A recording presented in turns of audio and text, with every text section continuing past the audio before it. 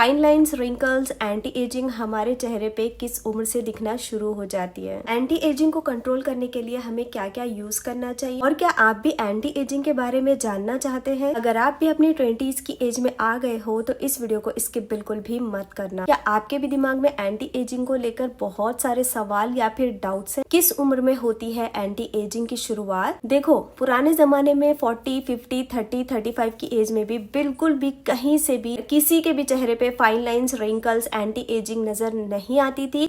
और आजकल के जमाने में एंटी एजिंग की प्रॉब्लम बहुत ज्यादा और कॉमन हो चुकी है। ऐसा क्या हो रहा है आजकल के जमाने में जिसकी वजह से एंटी एजिंग की प्रॉब्लम 20, 30 प्लस वाले लोगों के चेहरे पे क्लियरली विजिबल हो जाती है? जी हाँ, आज के वीडियो में बात करूंगी मैं एंटी एजिंग के बारे में, और फिर इसी के साथ साथ रिव्यू दूंगी मैं आपको Garnier skin natural wrinkle lift anti ageing cream का। इसके बारे में भी मैं बात करूंगी आज के वीडियो में, क्योंकि आजकल मैं इसी का यूज कर रही हूँ। इसीलिए मकसद ये नहीं है कि आप इसी ब्रांड का क्रीम यूज करो।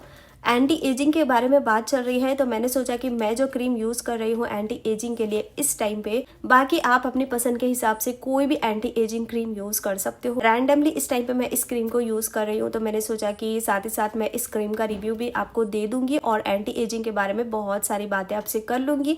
और बहुत सारे ऐसे पॉइंट्स होते हैं जिनको अगर आप जान लोगे तो एंटी एजिंग आने से पहले अपनी स्किन का ख्याल रख लोगे तो आपको एंटी एजिंग वक्त से पहले नहीं आएगी। पहले मैं आपको इस क्रीम का रिव्यू दूंगी, फिर इसके बाद आपको इसके मेन इंग्रेडिएंट के बारे में बताऊंगी जो कि है Swiss Apple plus pro retinol. Retinol के बारे में अगर आपको पता नहीं है तो आज की वीडियो में पता चल जाएगा, और आपको ये भी पता चल जाएगा कि इसके जो मेन इंग्रेडिएंट है वो क्या काम करते हैं हमारी स्किन पे। तभी तो आपको इस क्रीम के बारे में अच्छे से समझ में आ जाएगा। इसके बाद आप इस क्रीम का भी यूज कर सकते हैं अपनी एंटी एजिंग के लिए। बताऊंगी मैं आपको आज के वीडियो में कि किस एज में एंटी एजिंग क्रीम्स को यूज करना शुरू करना चाहिए और किस एज से हमारी स्किन पे fine lines, wrinkles, anti ageing दिखना शुरू हो जाती है। इस क्रीम को कब और कैसे यूज करना है ये बताऊंगी मैं आपको। वीडियो के एंडिंग में बहुत सारे टिप्स दूंगी कि कैसे हम अपनी एंटी एजिंग को स्लो कर सकते हैं। ये है Garnier skin naturals wrinkle lift anti ageing cream, और इस नाइट क्रीम के मेन इंग्रेडिएंट है Swiss apple and pro retinol. बाकी सारे इंग्रेडिएंट की लिस्ट आपको बॉक्स के नीचे की साइड पे देखने को मिलेगी, जो मैं आपको कोशिश कर रही हूँ कि आपको सारी इंग्रेडिएंट लिस्ट नजर आए, ताकि आपको किसी भी इंग्रेडिएंट से प्रॉब्लम हो तो आप इस प्रोडक्ट को स्किप कर सको। इसीलिए मैं अच्छे से कैमरे पे दिखाने की कोशिश कर रही हूँ। आप स्क्रीन पे इंग्रेडिएंट लिस्ट अच्छे से चेक कर सकते हैं। 329 रुपीज प्राइस है इसकी, क्वांटिटी है 40 ग्राम। बॉक्स पैकिंग आपको कुछ इस तरह से देखने को मिलेगी, और इनर पैकिंग में आपको इस तरह का टब देखने को मिल जाएगा छोटा सा रेड कलर में, और इसके अंदर आपको क्रीम कुछ इस तरह के कलर में देखने को मिल जाएगी। टेक्सचर इस क्रीम का स्मूथ भी है और लाइट वेट भी, जेंटली ब्लेंड और स्किन में जल्दी से अब्सॉर्ब भी हो जाती है। इस क्रीम में है glycerine, shea butter, salicylic acid, rice protein जैसे इंग्रेडिएंट है। इसीलिए इसको यूज करने के बाद आपको अलग से मॉइस्चराइजर के लिए अपने पैसे खर्च करना नहीं पड़ेगा। बाकी आपको सनस्क्रीन हमेशा अपनी स्किन पे यूज करते रहना चाहिए, चाहे आप कोई और क्रीम्स यूज करो या ना करो, सनस्क्रीन यूज करना बहुत ज्यादा जरूरी है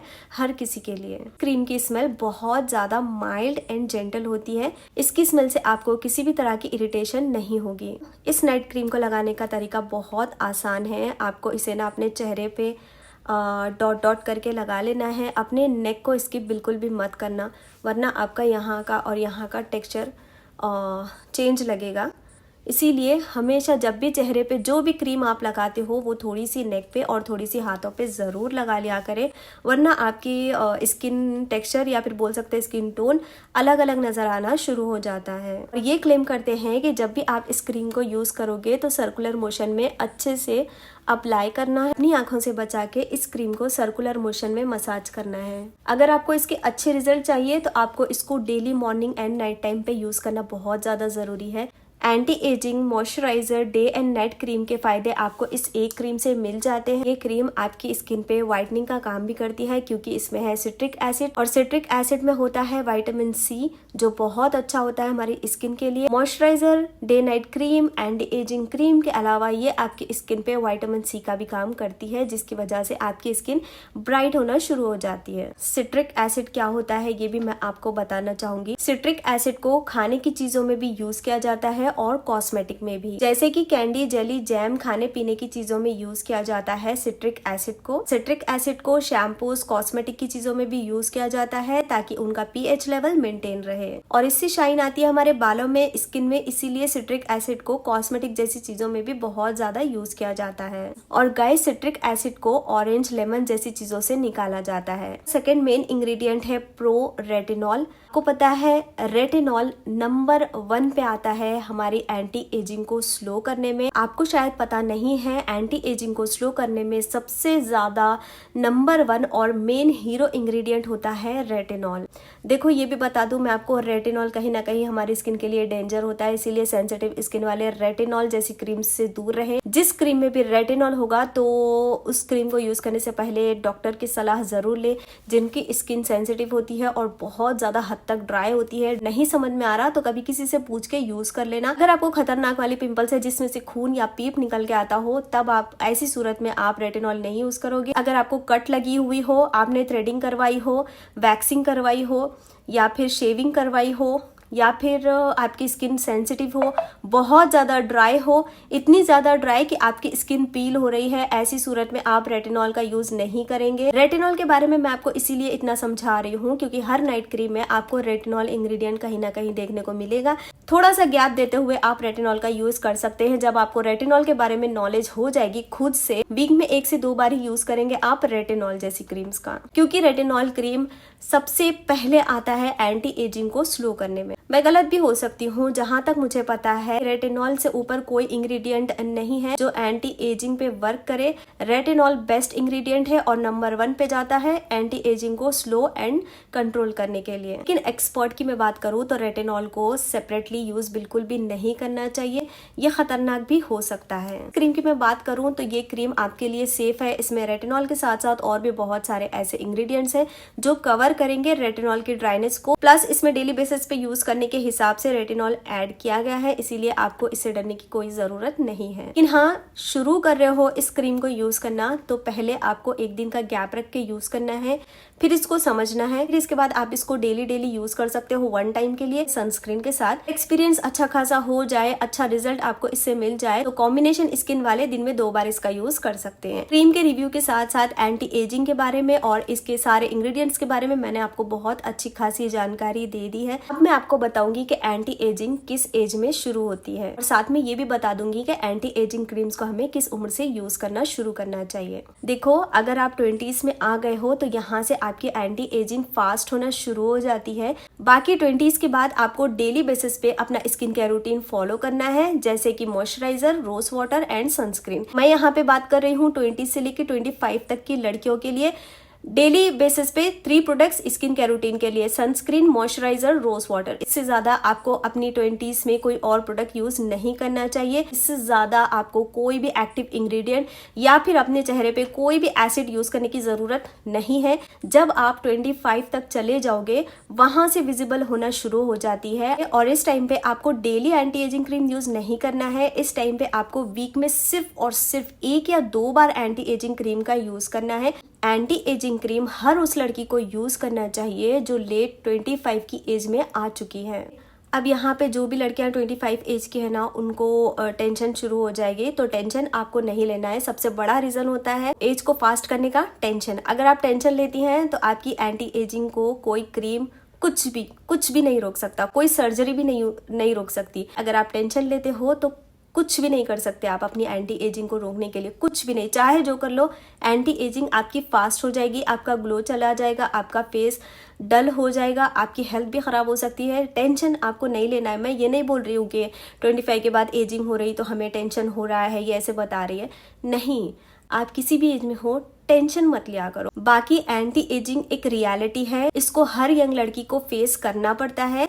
एंटी एजिंग को आप स्लो कर सकते हैं, कंट्रोल कर सकते हैं, लेकिन एंटी एजिंग को परमानेंटली आप रोक नहीं सकते। लग रहा होगा कि मैंने 25 थोड़ा सा ज़्यादा बोल दिया है एजिंग के लिए, लेकिन ये सच है। 20s के बाद आपकी एज फास्ट होना शुरू हो जाती है। फास्ट होते होते 25 तक जाती है, 25 प्लस के बाद 30 तक और ज़्यादा फास्ट होना शुरू हो जाती है। पुराने ज़माने के टाइम पे 50 प्लस के लोग भी यंग नज़र आते थे, यहाँ तक कि 60 प्लस के भी हो जाते थे, तब भी वो बहुत ज़्यादा एक्टिव रहते थे, यंग लगते थे। उनको किसी भी क्रीम की ज़रूरत नहीं होती थी। क्यों? क्योंकि वो सारे काम अपने हाथ से करते थे। उस टाइम पे मशीनें ज़्यादा यूज़ नहीं की जाती थी। मैं बोलती हूँ मशीनें थी भी नहीं होंगी। और इसके अलावा वो लोग ना हेल्दी डाइट लेते थे, जंक फूड्स नहीं खाते थे, बाहर का खाना बिल्कुल भी नहीं खाते थे, सब कुछ घर पे बना के खाते थे और सब कुछ अपने हाथों से पूरे घर का काम किया करते थे। कोई मशीन नहीं होती थी, कुछ नहीं होता। सुबह से लेके शाम तक अच्छे से काम करते थे, जल्दी सोया करते थे। अलावा उस टाइम पे किसी के भी हाथ में फ़ोन नहीं होता था।